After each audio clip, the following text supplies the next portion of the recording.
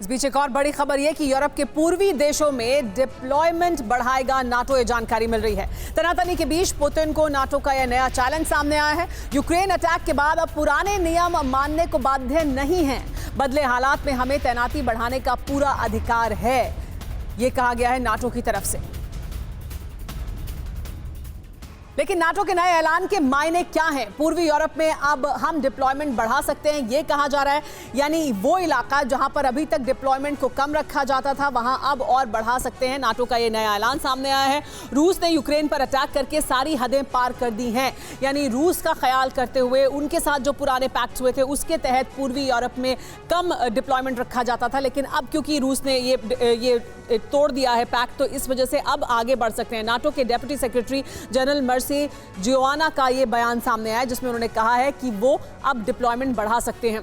अब NATO Russia founding act का कोई मतलब नहीं रहा है, ये साफ तौर पर कहा गया। रूस के हमले के बाद हम पुराने नियम मानने को बाध्य नहीं हैं, इसलिए अब हम रूस की दहलीज पर और डिप्लॉयमेंट कर सकते हैं। पूर्वी यूरोप में कहीं भी डिप्लॉयमेंट बढ़ाने का अब हमारे पास पूरा अधिकार है, ये नाटो की तरफ से कहा गया है। परवाह देश की, सोमवार से शुक्रवार रात 10 बजे TV9 भारतवर्ष पर।